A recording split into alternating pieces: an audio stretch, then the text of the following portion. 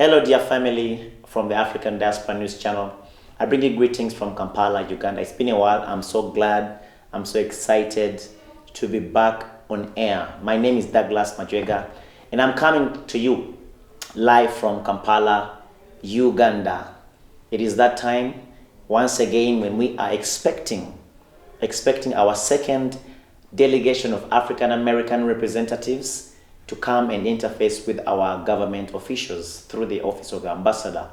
You know, we are laying the ground. We are backing up our talk, and we bless the Lord that He has been able to help us and open doors for us, not just in Uganda, but in the South African region and in West Africa, though we shall begin from East Africa, particularly Uganda. And just to reiterate, we have our second delegation of African Americans arriving. They will be received by the ambassador, His Excellency Ambassador Abe Walusimbi, and his team from the President's office, from the diaspora desk. We are going to be talking about three particular issues. Number one, investment for African Americans or Africans coming from the diaspora into East Africa. Number two, we will be discussing citizenship. And number three, we are going to be discussing integration. In other words, the ultimate goal is such that the diasporans that are returning can be properly integrated into the African citizenry. And we spoke about this during the first delegation that came to Uganda last June. And it was such an awesome interface that we had with the ambassador, who is the presidential representative as far as the diasporans are concerned. So, and while I'm at this, let me say this.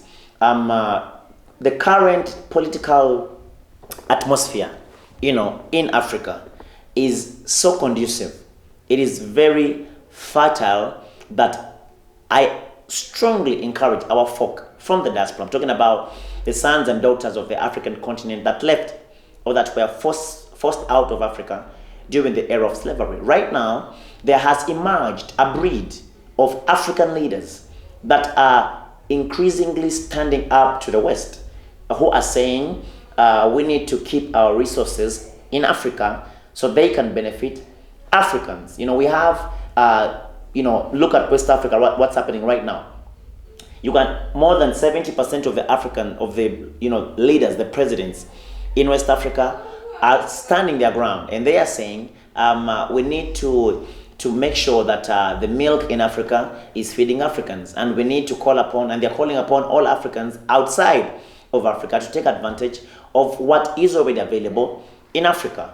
And I would like to, send my warmest shout out, my gratitude to Ambassador Chihambao Kwao for taking that delegation of African Americans to Burkina Faso to meet with His Excellency Colonel Ibrahim Traore. I mean, that is just one example of the emerging breed of African leaders that are opening up the borders to the return of African descendants. And I believe that is a very beautiful thing.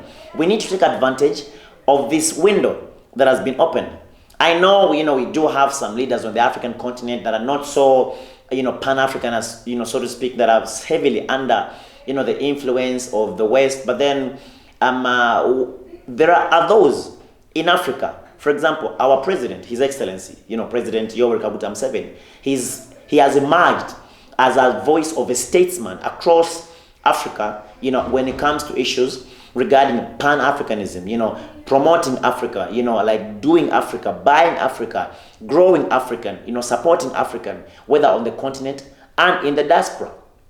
Among many other leaders, His Excellency Paul Kagame. So His Excellency, the new president of Kenya, His Excellency President William Ruto. So, we need to take advantage of this window of African leaders that have emerged and are speaking so strongly in favor of Africa and Africans.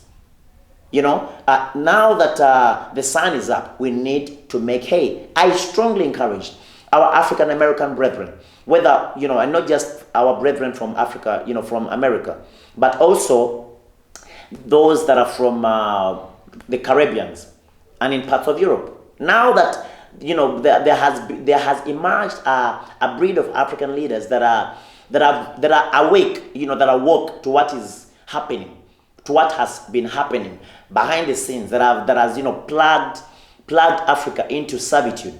We need to make hay. So I encourage our folk, if you want to be a part of the delegation of African Americans that we are inviting to Uganda this October, please do well to drop me an email.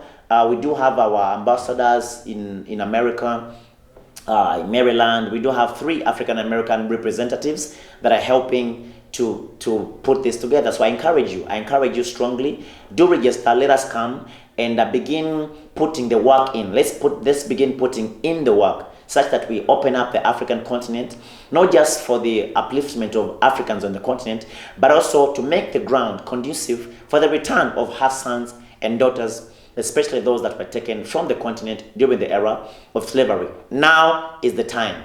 Let us build, let us move. My name is Douglas Majoga, and I'm coming to you live from Kampala, Uganda. Greetings to Uncle Phil, King Kellen Cash, and the entire fraternity that we work with at the African Diaspora News Channel.